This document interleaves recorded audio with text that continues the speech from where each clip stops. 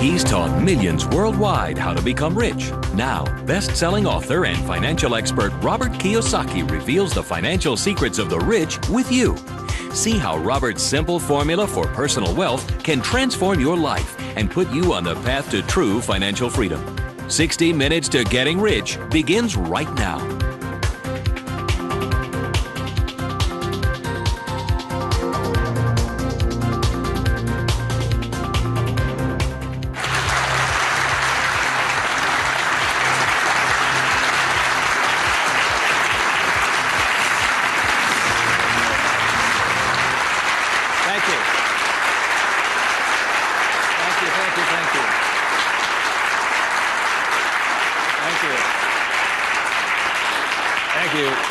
You're very kind. Thank you very much.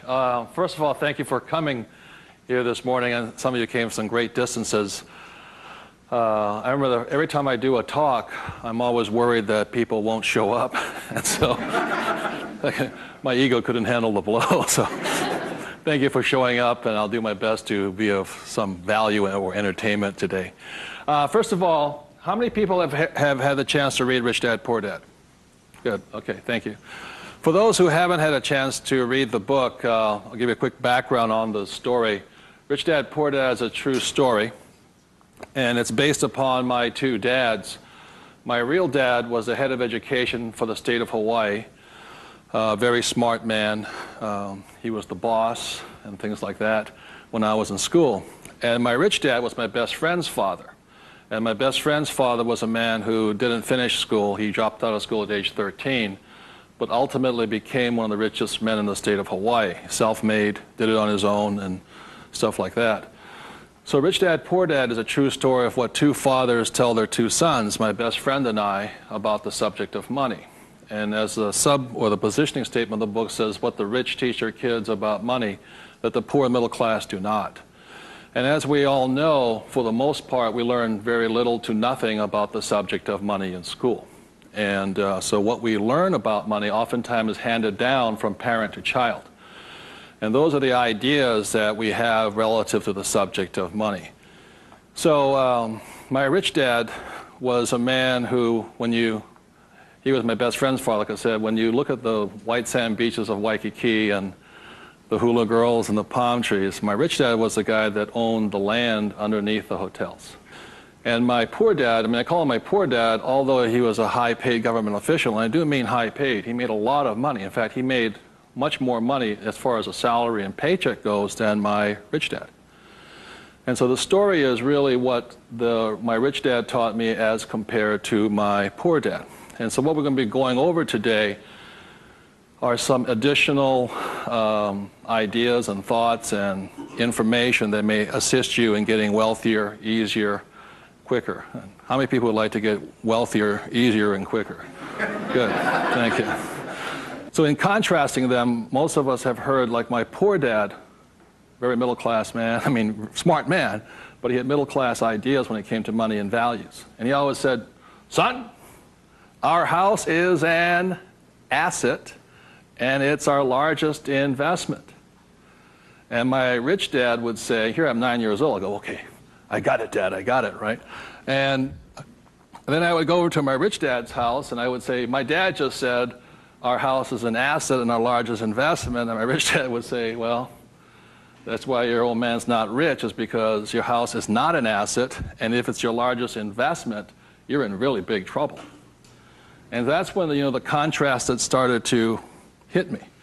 And then my poor dad always said, do you think money grows on trees?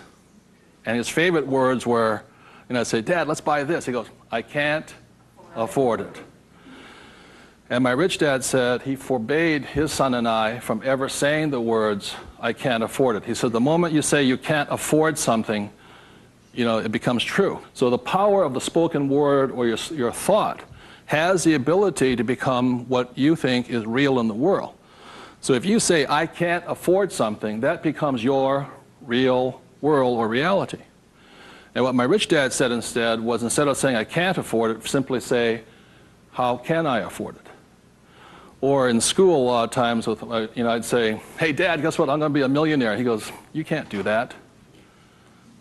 And my rich dad said, never say you can't do something. Ask yourself, how can I do it? And he said, and just in the switching of those words, if you say, how can I afford it, your mind opens up to the possibility. And your mind then has to go to work. This is your single most powerful tool you have, is the brain. But if you say, I can't afford it, then the thing goes to sleep and it sits there, goes dormant, and doesn't have to do any more work. You're the one who's doing the work then. So those are some of the subtle, differences. My poor dad, the school teacher, the head of education, always said to me, he says, son, go to school, get good grades, get a safe, secure job, high-paying job, and work hard. And my rich dad said, that's a good idea if you want to work hard all your life. He says, but if you want to get rich, you have to learn how to have money work hard for you so you don't have to work for it. And you also have to learn to buy companies. Don't be the guy applying for the job, be the guy that's handing out the job. But I want to give you something I rarely say to people, is that there was 3 main points that I think made a difference in my life.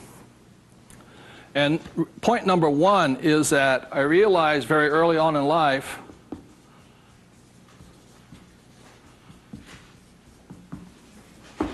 money is a what? Idea. It's whatever you think it is.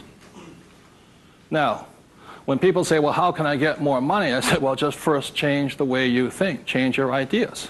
That's the good news. That's all you have to do. I realize when I talk to people about money, I'm slamming straight into their ideas. And a lot of times with money, there's several subjects you don't talk about at the dinner table: sex, religion, politics, and money, and whatever. And the reason for that is it's a very volatile subject. Whereas in my family, my poor dad, the school teacher family, was, I'm not interested in money. Money is not that important to me. I began to realize that was my poor dad's idea, was his attitude. Whereas my rich dad always said to me, money is power. Money gives you power. Respect it. Treat it respectfully. So there's all these different ideas about the subject of money.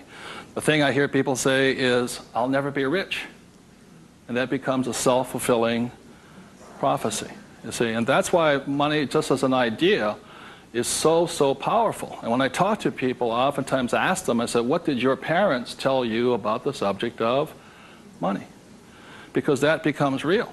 If you were told, go to school and get a job, see, many of us may not be in the same profession, but we're following the same path. And most people did not come from families that were rich. In America, less than 1 out of 100 people at age 65 becomes rich. In the richest country in the world, 1 out of 100. 4 become wealthy. I think 56% are dependent upon the government or a pension to take care of them. And they start going downhill. So what I had to do, what I'm going to be talking to you about, is I had to watch my ideas, I had to watch what I said, and I had to watch who was giving me the ideas. Okay? Because they're not the same. Like you go to one doctor and they say, eat a low-fat, high-carbohydrate diet. You go to another doctor, they say, eat a high-fat, low-carbohydrate diet. Somewhere you got to make your choice. Number 2, the thing that I learned by having 2 dads with their contrasting points of view, I realized this really early on.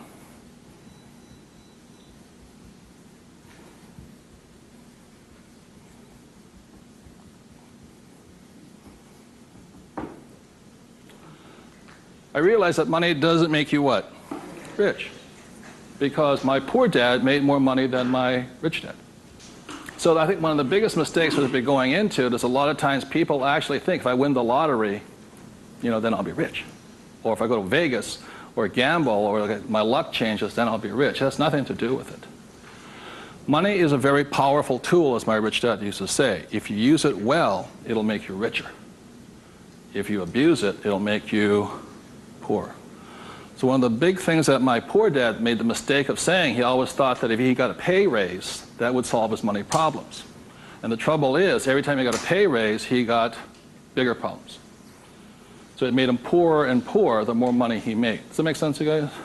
That was a very big problem with him. And then the third thing I realized by having 2 dads and having 2 contrasting points of view was that there's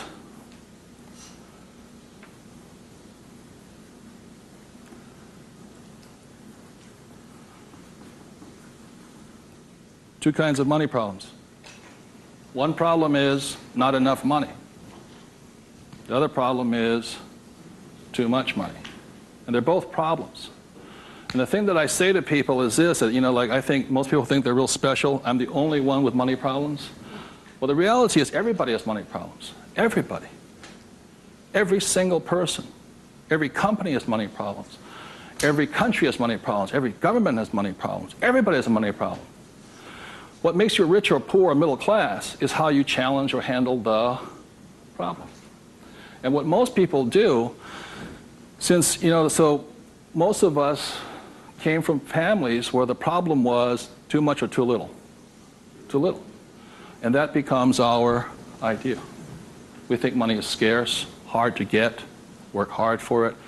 Very popular idiom going around today suggesting that the way you get rich is cut up your credit cards. Oh, man. Live below your means. Those are poor people's mentalities. Save, go long term, buy mutual funds. And it's not a rich person's way of thinking. I love my credit cards. They make me happy.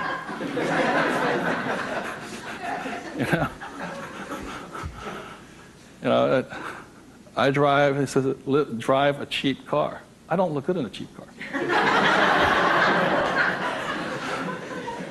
I don't feel good. Now, the point I'm making here, again, there's poor, middle class, and rich. And very early on in my life, I really realized that being poor and struggling did not look good on my face. I did not like it. But I grew up in a family that if you were rich, the idea was that you were crooked, evil, not caring, inhuman, not generous, and all that stuff. So if I said I want to be rich, then I went against my family's values. It was tough having that. Now, the other thing I saw was that by my rich dad managing his money well and becoming a business owner and an investor, that he got richer and richer and richer. Then he had a different kind of problem. His problem was too much money. And my rich dad said to me when I was about 18 or 19 years old, he said, son, there's two kinds of problems. Not enough or too much. Which one do you want? And at that point,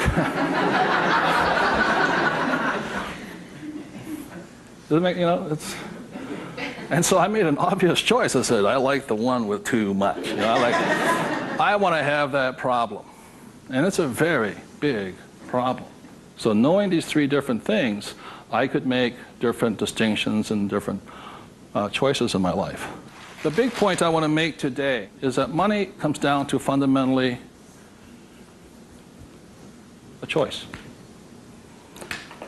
That's all it is.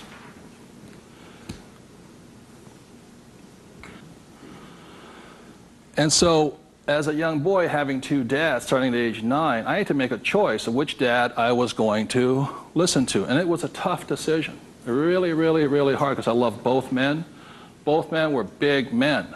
If there was a role model that they filled, they were tall, and they acted like John Wayne or Robert Mitchum, not Pee Wee Herman.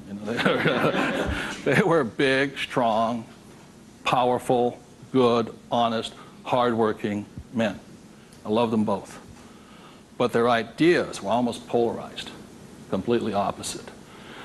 And that's why in Rich Dad, Poor Dad, in the book, I write that Robert Frost's poem, I think The Road Less Taken or The Road Less Traveled, I had to make a choice of which one I was going to listen to. Which one was I going to follow down the path?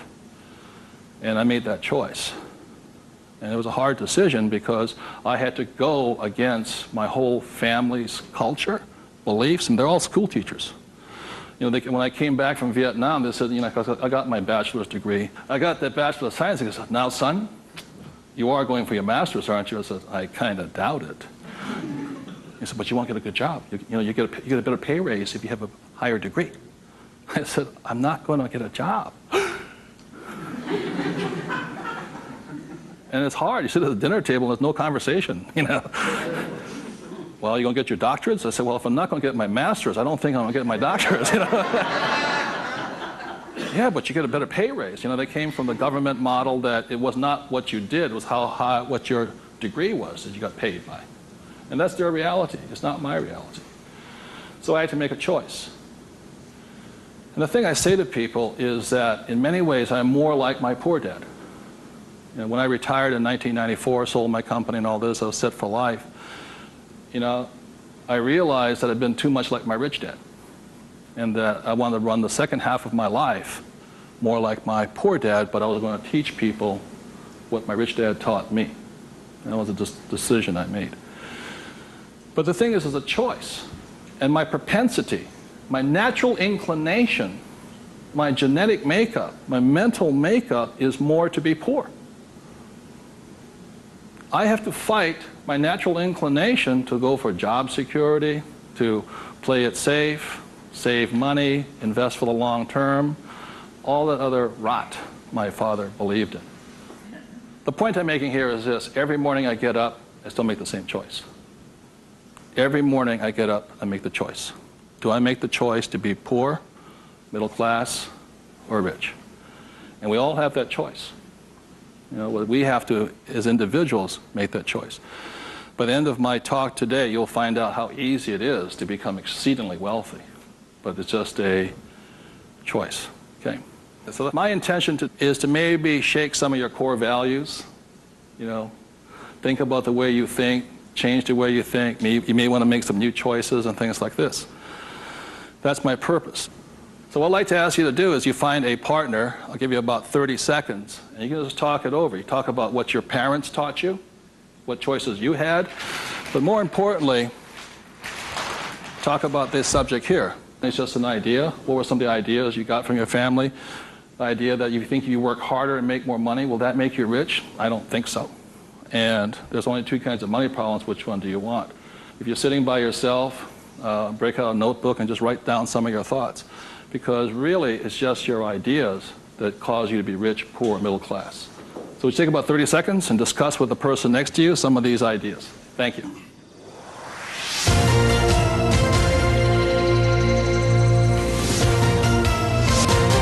The main point of the book, Rich Dad, Poor Dad, for those who have not read it,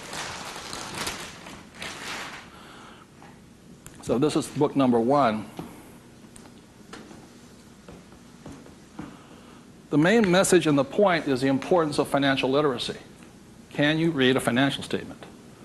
So, again, comparing my rich dad and my poor dad, the school teacher, was very word literate. I mean, he read a novel a week. He read constantly.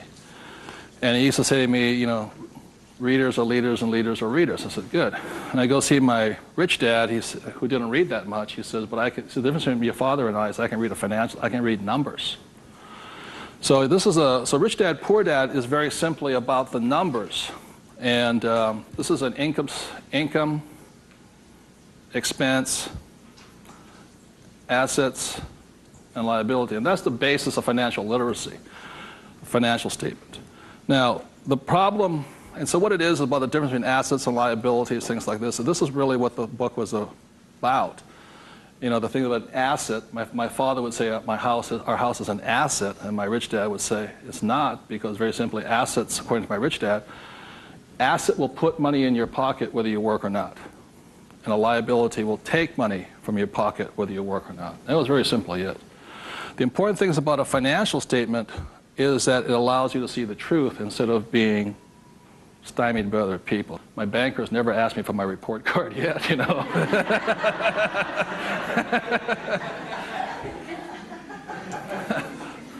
And what your banker asks for is your what? Financials. Because what a banker wants to see is your financial intelligence, not your academic intelligence. And both are important. Academic intelligence is important, you know, forever. But so is financial intelligence. So what my rich dad said, your financial statement is your report card once you leave school. And the problem is 99% of the people leave school and they don't have a clue what a financial statement is, much less what a checkbook is. You know, they know credit card, but they don't know much beyond that. And so they're easily swayed with the idea your house is an asset. And that's what gets them in trouble. They can't tell the difference between an asset and a hole in the ground. So that's a big problem there. Okay? And then book number 2, which is this one here,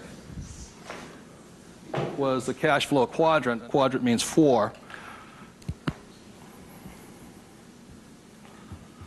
And the quadrant was the 4 people that make up the world of business. E stands for employee, S stands for self-employed, B stands for business owner, and I stands for investor. So my poor dad always said to me, son, go to school and get a job. So he was programming me to come here. But I kept saying, but I want to be rich. And my mother says, yeah, don't listen to your dad, My mother was a nurse. And she says, if you really want to be rich, you should become a doctor. They make a lot of money. So my mother was saying become, specialist, self-employed, or small business owner, independent. You hear people say, if you want to be successful, get a profession. Something you can fall back on. Become a plumber, electrician, attorney, accountant, something you can fall back on. Because these guys are the smart guys. These are the people that become doctors, lawyers, accountants, and they're really the brains of the class. My rich dad said to me, Robert, you make a lousy employee. You can't follow orders. You don't like sitting still. And you're not very smart. I said, right. He says, you'd be very good over here. He says, because these guys aren't that smart. And that's the truth. That's why some of the richest people on earth are over here, because they're not smart. But they know how to surround themselves with smart people. And that's one of the biggest differences. And the other part is the investor. And the investor uses a different mentality, different emotions. The investor wants their money to work for them. And their words are, what's my return on investment? How soon do I get my money back? See, most people have the money in a 401k. That's not an investment plan, it's a savings plan. An investor would not do that because it ties that money up too long. I want my money in and I want my money out. I want to know when it comes back to me. It's called velocity. How soon do I put it in? How soon does it come back? Savers put it in and they leave it there forever. It's a different value system. My rich dad said, you always tell an employee by their words. They use the same words all the time. He said, an employee will always say, I'm looking for a safe, secure job with benefits. Always. My rich dad also said you can always tell a self-employed person because they'll say such things as, I'm going to charge you 6% commission, like a real estate salesperson, or $100 per hour, or I'm going to charge you for the job by this much. So they go, for these people, time is money. And the business owner, what they say, I'm looking for the smart people, best people, I'm looking for the best system. They don't, because they want to move on and start another business. They want to have multiple corporations. Very big difference. And an investor says, I want an ROI. Now, the theme song for the self-employed, the difference between the small business owner and the big business owner is very simply this. A big business owner, if they do the job right and build the company, they can leave. And when they come back, the company's doing better without them, more profitable because they have the right people running it. A self-employed or a small business owner, if they leave, the income goes where? Down. Or if they have employees, they just ferret out they just take everything, the thing falls apart. So that's the difference. And also the difference between an S and a B is the size of their ideas. Like a lot of times I meet people come up to me and say, I want to start a hamburger stand. One hamburger stand, Whereas the same guy named Ray Kroc comes and says, I'm going to build a hamburger stand all over the world. Difference in vision, idea, and leadership skills. They're very, very different people. And the reason they're different is because emotions. This person here values, it's fear, so they want security. Security drives them hard. So they're fearful. This person over here is lack of trust. And these guys, they're highly specialized. They're also the most satisfying, because they have their own time, their own life, and all this. They're very happy this way, but it has its limitations also. And generally, these people are limited to about $500,000 a year max in here, just because time is money. Over here, it goes unlimited, how much you can earn. So there are very, very big differences in the thing. The investor here, their thing is they're neutral, emotionally neutral. In other words, what that means is they don't care if you're winning or losing. When somebody says, I go to somebody, the stock market's going to crash. The mutual funds get wiped out. They're not neutral. They're reacting. A true investor doesn't care if the market goes up or the market comes down because they're going to make money either way. That's an investor. They really do not care. They know that losing is part of winning. It's called money management, how well you do that and all this. Very, very neutral. And this person over here, the emotion is patience. You have to be patient. These guys want to get paid now. These people may not get paid. I think the average is, 3 years, right? They don't get paid. That's why the first question when somebody comes to ask me to invest in their company is, are you willing to work for free for 3 years? I go, no. I said, well, I don't invest with you. Because you're still thinking like this. So those are the emotional differences. Because today, just being an employee is suicidal. Today you have to be employee plus an investor. You can be self-employed plus investor. Okay, you have to be on both sides of the quadrant, is what I'm saying, minimum. Whether you're here, here, or here. If you ever want some time off, you have to be an investor today. So very simply on, starting from the age of 9 and 10, I started here and I stayed here. That makes sense to you guys? I stayed here. Because this is my money working hard for me, so I don't have to work hard for money. It's a different point of view. They're very, very different. The rich have the best investments, number one, because they have money. People say, how do you find a deal? I say, get rich. Because if you have money, they come find you. It's really simple. The thing about this one here, the richest or the fastest game in the world played today, the way to get rich forever has been this one. I talk about in this book how my rich dad went and bought one of the best pieces of white sand beach in Hawaii. And I said, how did you afford that? He wasn't making any money. He didn't have a job. He wasn't this. He says, how do you afford the best piece of beach in Hawaii? He says, personally, I can't afford it. See, none of these people could afford it either. It's about $10 million.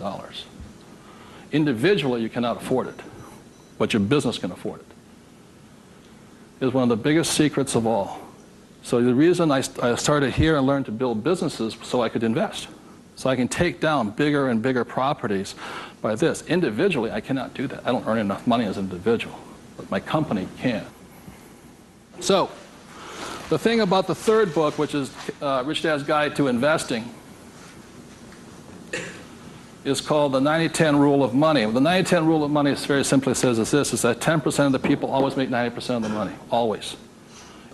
That's a very big part of it. And a big part of the investment book is how do you take your idea, build a business around it, and take your business public. So the reality, as I know, is every single one of you sitting out there in the audience, you have an idea that can make you exceptionally wealthy beyond your wildest dreams. Every one of you is creative enough to have an idea. The trouble is, when you went to school, they didn't train you to be a business owner. They trained you to be an employee, working for the rich. What the rich have the ability to do is take their ideas and create massive businesses out of them. So you have your business, which does your investing for you. And the tax laws are written in your favor, investing through a business. That's how the rich get rich, because they pay less in taxes, very simply because they invest through the B and I quadrants.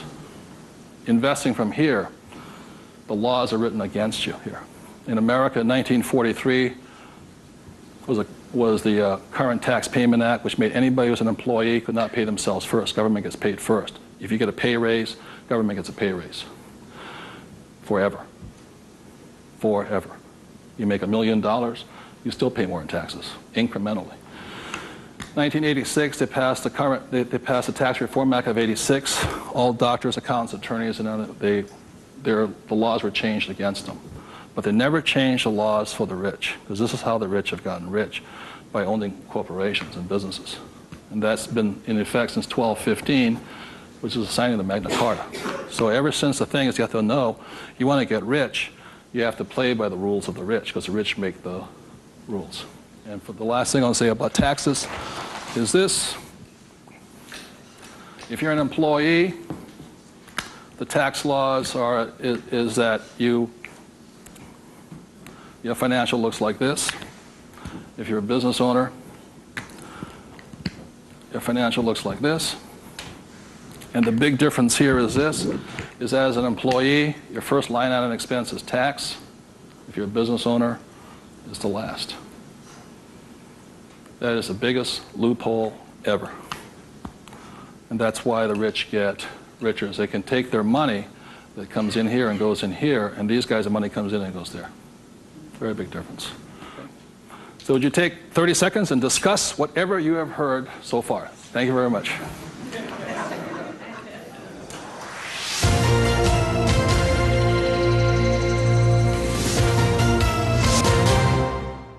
One of of the ways I understand that money does not make you rich, when I was in my 20s, late 20s and early 30s, I became a millionaire. And it went straight to my head. And, you know, when you have money, you think your IQ goes up. And in reality, your IQ goes down, you know. And it was fast cars and even faster women. And I was a millionaire. I was a bon vivant around Waikiki. Now, I don't regret a thing. It was a lot of fun. But the more money I made, the more stupid I became. Anybody ever had that problem? So that's how I learned. I made a lot of money, and it made me instantaneously poor because I still had poor habits here. You see this right here? This is financial literacy or financial intelligence. If you cannot read a financial statement, you cannot tell what's happening. You cannot read. And what you don't see here is how the rich make more and more money because of this one little loophole here. You know, that's my account. You know, over here you hit 335,000 in income, and your tax rate keeps going up. Over here you hit 335 in income, your income rate, tax rate goes down. The laws are written for the rich by the rich, period. So very quickly I'll go into a financial statement, and this is the basis of wealth here.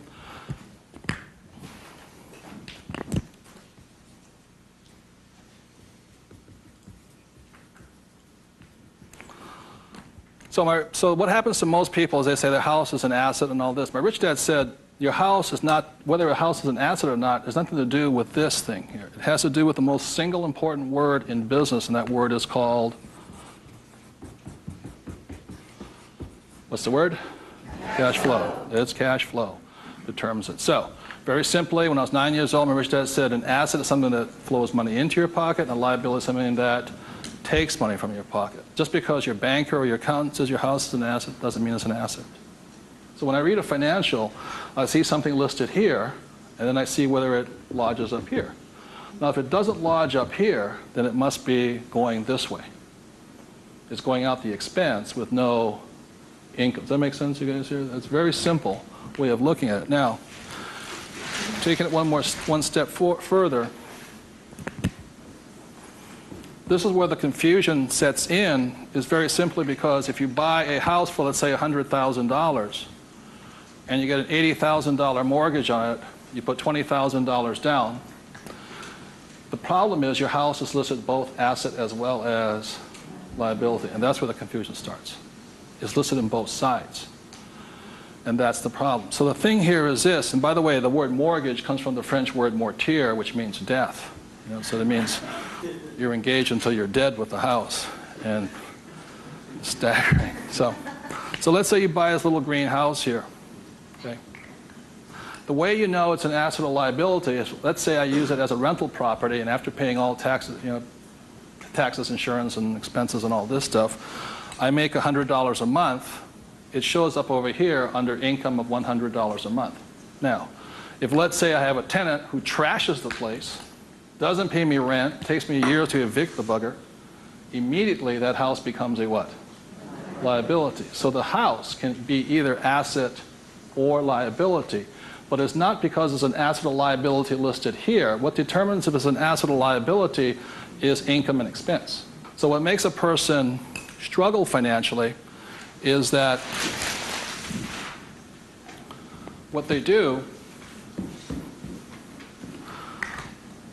is they go out and buy a house, and they call it an asset. So you have a house mortgage over here. You buy a car, you call it an asset. You buy yourself a Gucci suit, that's called an asset. You get a gold watch, it's an asset, and all this.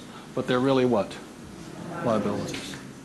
And so what happens is, I can tell if a person's rich or poor or middle class very simply by reading the financial. I can look at the financial and see this. If money's coming in and money's going out, this is the cash flow pattern of a poor person. It's not how much money you make. It's how you spend your money. I know a doctor here in Arizona, he makes over $500,000 a year. But he spends $525,000 a year. It comes in and it goes what? Oh, he thinks like a poor person. Okay. The average middle class person, because they have a job, and the bankers like people with jobs and all this, they get all this stuff. This is their cash flow pattern. They have huge long-term liabilities. They're illiquid. Okay? And this is the cash flow pattern of the great middle class who think they're rich. My rich dad said, just because you live in a big house, have a nice car, and wear nice clothes, doesn't mean you're rich. You could be broke, more poor than the poor person. So the difference was, for me, was that I spent my life learning how to acquire assets. So I don't need a job. The object was never to work for money.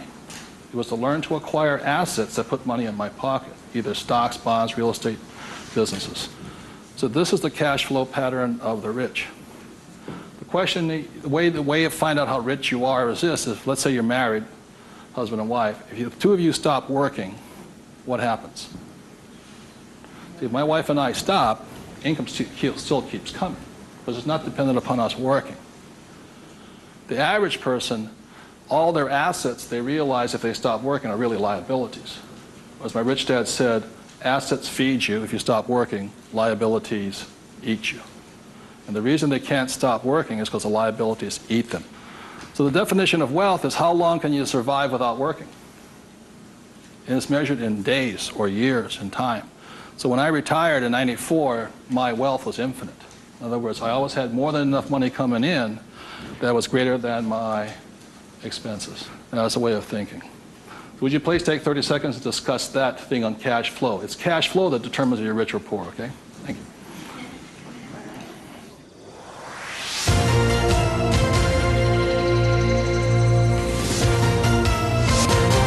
So one of the things I want to be clear on this is whether you're an employee, self-employed, business owner, or investor, the most important thing is this asset column here is your business. One thing my rich dad said, you got to mind your own business. You know, when you become an employee, you mind somebody else's business. You're self-employed, you're oftentimes helping somebody else's business. So regardless of where you are, this is your business here. Like I talk about a rich dad, poor dad, you know, somebody says, what profession are you in? What business are you? I'm a banker. So, well, what, you know, that's their profession. It's not their business. This is your business, and your business, you should be an investor. You know, managing your own portfolio, acquiring your own assets, be it business, real estate, or paper, like stocks, bonds, and mutual funds. So what we're taught in school is not to mind our own businesses. We're taught to mind everybody else's business. And that's my message, is mind your own business. That's how you get rich, okay? So moving on, last thing is this. So when a banker says to you your house is an asset, he's not lying to you. He's just not saying whose asset it is. It's his asset, right? So when you go across town, you go to your friendly banker, and you'll see that your mortgage is listed under what? Their asset column. So that's the fact right here. It's a mortgage here. And the way you know it's an asset, and they list it that way. I'm not telling you something, that they list it that way. The way you know it's an asset is because your mortgage puts money in their pocket. And your mortgage takes money from your pocket. You see, it actually goes like this. It's a complete circle. Now, so that's why they're not lying to you. It's just they're not saying whose asset it is, it's theirs. Now, the other part about it is when you save money over here, it's really your asset. Now, if a balance sheet must balance, it has to balance someplace else. You go to the bank, where does it balance? Bank. But is it their asset or their liability? It's their liability. So your savings are their liability. Notice that? Because they have to pay you money for your money. And it's cash flow determines that. Now, if you notice something else too, you get tax incentives to be in what? Debt, and you're taxed for having savings. And that's why they say, how can we tax savings? It's because you're not smart enough yet. The banks know, political action committees, they control, the rules are written by the rich. I'm not saying I love my bankers. I love them dearly. But you have to know the difference between assets and liabilities, and whose rules are you playing by? Poor, middle class, or the rich? Got it?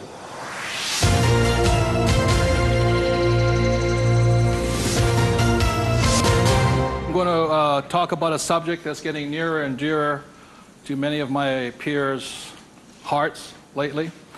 And the subject is retirement, or the lack of the ability to retire.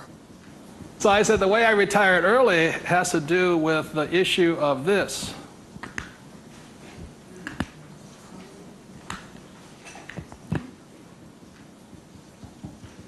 Debt versus what? Equity. The reason I could retire early was because I'm in debt. I borrowed my butt off to retire early. The average person is going to take to 65, 75 as long as possible because they're trying to retire on what? Equity. In other words, they're going to try and use their hard-earned cash to retire, where I would rather use the bank's money to retire. So I am in debt up to my eyeballs. Because the reason is I know some of you out there, because I'm sure some of your parents told you to get out of what? Debt. Well, that's not that intelligent. Because you have to know there's good debt and what? Bad debt. And most people are loaded with what? Bad debt. And if you want to get rich, load up with what? Good debt. And the question I asked those bankers, I said, let me ask you this. How long would it take you to save $1 million? I'll ask you guys, how long would it take you to save $1 million? A couple of years at least, right? Yeah. How long does it take you to borrow $1 million? About 10 minutes. If you have good financials. And that's the difference. And that's the price people pay for not being educated in this world, to think that they have to work hard, save money, and finance your retirement on equity. I'd rather do it on debt. And the way I do it on debt is my banker will always lend me money on a thing called real estate. Always. They will not lend me money to buy stocks, but they will lend, even if it's bank of what stock, their own stock, they won't lend me $1 million for 30 years at 8%. But I find a commercial building, $1 million, 8%, 30, they're all day long. The thing that scares me right now is never have so many people in the history of the world bet their retirement on the stock market. And they've bet real money. Am I correct? And trust me, the market will crash. Always has and always will. Now, those taking deep breaths right now, because you're not, because that should be good news. Because if it crashes, that's when you get rich. But the people who have been trained to think of playing it safe and all this, they're going to be in terror. Completely different point of view. So the point I'm making here is this: one of the reasons I wanted to get educated, understand cash flow, play the game, was just so I could borrow money faster. When my poor dad always said to get out of debt. Debt was bad. So I just called, I just called my broker down the street here. I said, I need 2.4. He says, come in and sign the paperwork. That was it. 2.4 million, just sign. Now, because I can take that money and make 10 million out of it. The average person will go on vacation with it. Or buy a big house, or buy a boat. It's called fiduciary responsibility. If you can prove you know how to manage your money and you have the good financials, plus you have a couple of million in cash, they'll lend you all the money you want. Because they know my problem is too much money. And the reason I buy real estate is because I get more tax breaks. Real estate is a game of the rich, not paper. It's a really interesting world. So what I'm going to go into is how you can get to the point where you don't, I'm not recommending just go out and borrow today, especially if you have no education. I spent 40 years getting here, to the point where I can call my broker up. Before, 10 years ago, I'd call them up and they'd laugh. How much do you want? Well, I took that as a feedback that I had to improve my financials. Does that make sense to you guys here? To the point where they would say yes. So the difference between my poor dad and my rich dad was this. My poor dad always said, get a high-paying what? Job. Big mistake. Because the trouble with a high-paying job is you get taxed. So my rich dad said, so was my poor dad, high-income job. That was the key to success. That's a very middle-class, pedestrian point of view. The rich know this. It's not how much money you make. It's how much money you keep. You've got to keep it. It is not how much you make. It's how much you keep. It's called the income to expense ratio. In other words, how much drops to your bottom line. Does that make sense to you guys here? How much drops? So the minimum is 30%. So if you're making $1,000, the minimum that can drop is 30%. If you're not going 30% to the bottom line, in other words, this way, and you don't have to do it, I'm just giving you the ratios that work. If you have $1,000 coming in this way, then 300 needs to hit here somehow. That's the ratio. The average person, you know how much is hitting here? Nothing. That's why they're poor. They're making more and more money, a high-paying job, you know. I went to the university to get a high-paying job, and I'm now at GS-19, and I'm getting more money, but less is dropping here. Does that make sense to you guys here? Because they're buying more what? Liability. It's called the income-to-expense ratio. How much is dropping? That's what counts. I listened to Sir John Templeton. He said when he first got married, for every 1,000 that came in, 500 hit here. That's what makes the rich rich. It's not how much they make, it's how much they keep. It's a matter of focus. And my poor dad always said, I'm making more money. My rich dad says, I'm keeping more money. Big difference, huge difference in long-term wealth. It's how much is hitting this here.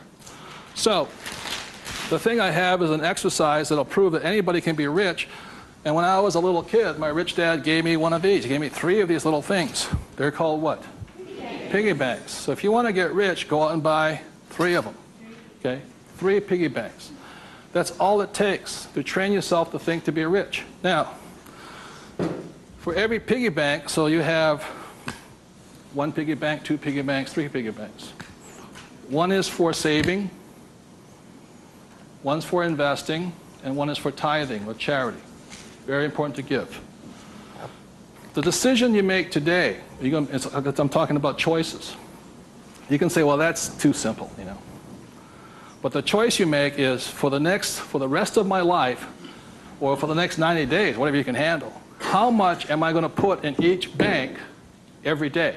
Not once a week, every single day. Because what you're training is your brain to think like and act like and be like a rich person. You're dropping it to the bottom line. So let's say the most you can handle today, given your horrific financial brilliance, is $1. Good. Now, I don't care the dollar amount, but I do care that you do it.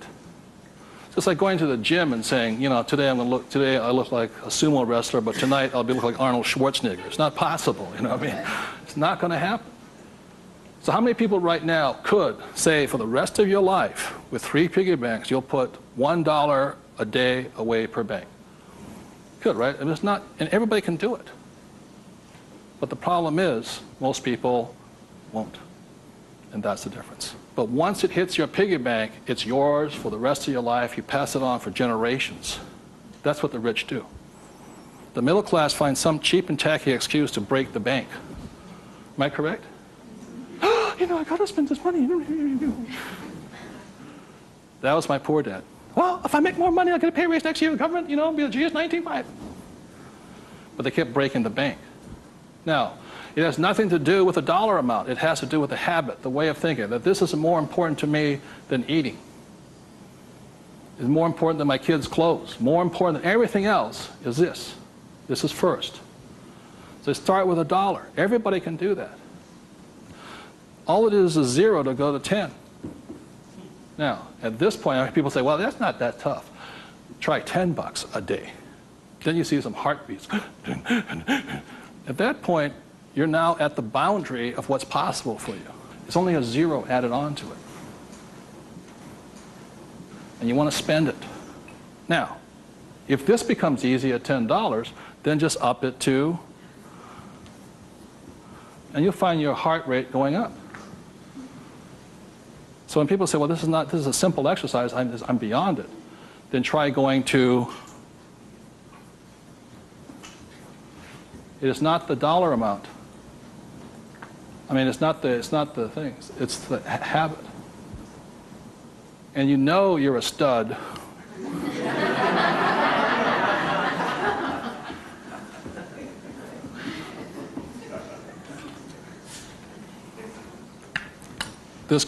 This never spent. This is what your mad money is. You buy your properties and stocks and bonds, mutual funds with. You can afford to lose this if necessary, but you never lose this one. And you tithe your church or charity of your choice. Now, I give to the charity that I would like to support, but I don't have the time to support. So you put your money where your body would be. Does that make sense to you guys here? My rich dad gave it to his church. My poor dad gave nothing. He says, when I have the money, then I'll give it. That's why he was poor. The next point here is that my rich dad always believed in job security. My poor dad, job security. And my rich dad believed in financial security. So the way you get financial security is, again, via these three things. This is the basis of it. Savings, investing, tithing. So the way you get financial security is start with this, and then I start investing with this. Does that make sense? My investing account, this is when I have my fun. I play with that money. So the deal here is this, whether you're buying a business, real estate, or paper, the ratio is this. You can ask my wife the question. For every, somebody says, well, you know, I don't have any money. How do I get some money? I said, start with that, the three piggy banks. Or how do you find a nothing down deal? The reason they want a nothing down deal is because they got nothing to put down, right? And that's the most risky thing you should do. You can only take a nothing down deal when you have a lot of money to put down, because it's too risky. I can take a nothing down deal because I got the money to cover it in case it goes bad on me.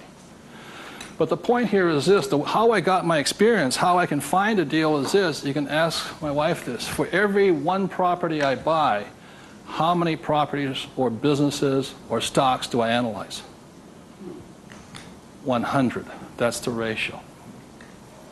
Before I buy one piece of property, I will analyze a minimum of 100 properties.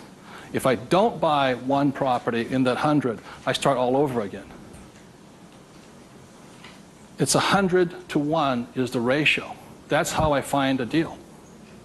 Not only that, is when I had no money, what was I doing? Still analyzing a deal. It's 100 to 1 before you can find one deal. And people come, oh, you know, I went with a ride with a realtor and we found one property and we bought it. I said, how many did you look at? Just that one. That's an idiot, not an investor. They have no clue.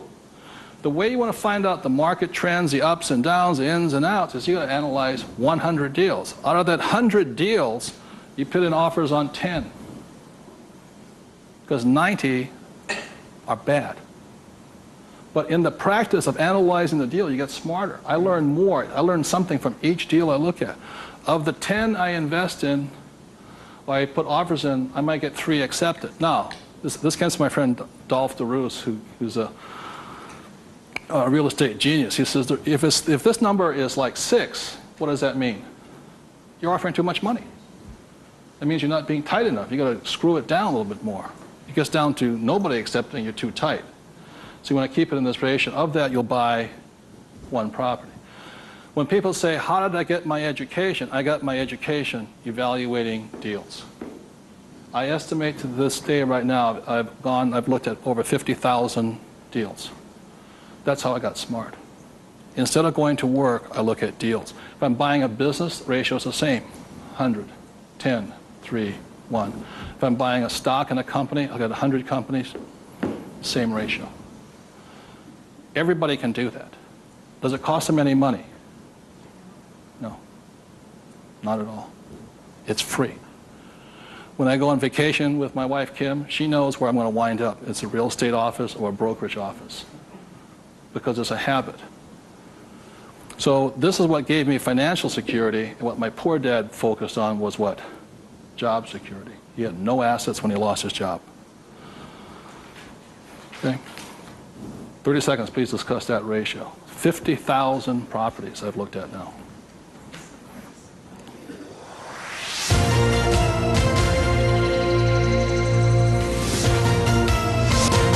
I'm going to do one last thing that, in my experience, keeps most people poor or struggling financially. So you remember the 3 piggy banks? That gives you the money. Doing this, 100 deals. The reason I don't have a job is because it would interfere with me looking at deals. I don't want to do that. I'm looking at a deal constantly. That's the people that work with me constantly. That's all I'm doing is tracking down deals. It's a waste of time to work. I don't get rich. So that's the thing. The second part is most people don't have the time to spend the time to get rich. They're too busy working for the money. And the third part is most people say it's risky or it's fearful or they chicken out. You know, they see a deal. Even if they see it, they back out. And I've seen so many people do it. And the reason for that is because if this is an iceberg, okay, most people, they say, I'm going to get the 3 piggy banks, I'm going to look at 100 deals, but it comes time to put the money, we call go hard on the dollar. Got to go hard. If this is your conscious mind, let's say, this is your what? Subconscious. Money, sex, politics, religion. This thing takes over. I have seen people go, hey, I might lose money, when the stock market crashes, and what if this is bad, and I'm going to call my accountant, my attorney. This talks. I see them walk away from it. Well, I'll think about it. It doesn't cost you anything to buy a piece of property. Nothing. It costs nothing. It's called you put an option down on it. I sit there and say, well, you got $1 million? I said, here's a $20,000 check. Don't cash it for a week. I'll see you. I option it. Same as in the stock market. Option. I don't use the thing. It doesn't cost you any money to buy a piece of property. But people will talk themselves out of it. Instead of interacting, these guys are reacting. And it's really tough here in Arizona, or you don't know what it's like to be in New York. I'm going, it doesn't make any difference, because the problem is between your ears. Because the fears come up, they start talking. You can't talk to these people at that moment. They're like, and the reason is because of the magic word. What is it? Fear. And what happens to the average person, fear stands for false evidence appearing real. And what I mean by false evidence is that if this starts talking, they'll start gathering the evidence to make sure that it's real. Well, you know that most businesses fail. Let me show you the facts, and let me show you the stats. See, they're looking for all that false evidence. They'll validate, they'll justify it. They'll call their mother, their sister-in-law, their brother-in-law. Yeah, we agree with them. Am I right? Yeah. They'll make it real. It's not real. Like, I got crucified that said, that the 9 out of 10 businesses fail. I said, that's correct. Yeah. Most of them fail, but one makes it. I said, look, I failed twice. Twice I was part of the 9, but once I made it to the 10. The difference between you and me is you haven't failed at all yet. Yogi Berra once said the great thing about the National League is that if you strike out 7 out of 10 times, you're in the Hall of Fame. So the biggest mistake was my poor dad, my rich dad, this did his thinking for him. He could give you all the reasons why you fail. When I failed, I felt terrible for about a year. It was horrifying. I lost millions of dollars. Self-esteem, I was homeless again, on the street and all this. But once I got that back, I was stronger. Then I failed the next time. A little bit, 6 months, depression. Third time I hit it. Difference is my poor dad said, you failed. My rich dad says, you haven't failed enough. There is a difference. And my rich dad also said, failure is part of success. People who avoid failure also avoid success. So your biggest expense is not what you spend. Your biggest expense is the money you're not making because you're afraid.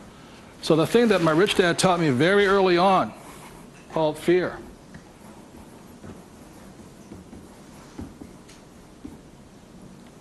Fail early and fail responsibly. Look, if you know you're going to fail, do it now. Don't wait.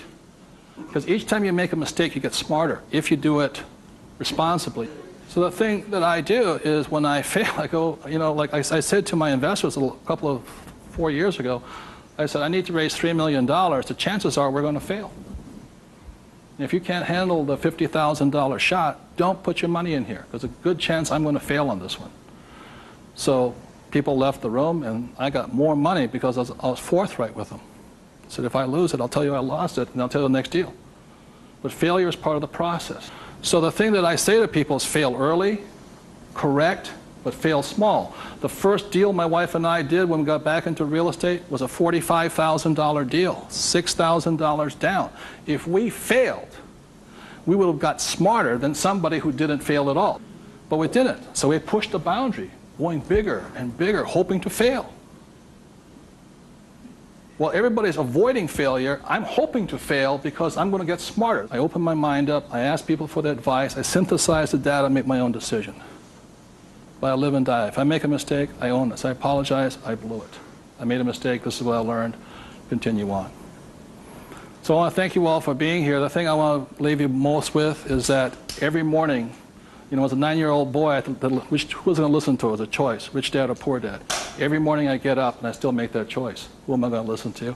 And I hope you make your choices for yourself. Thank you very much.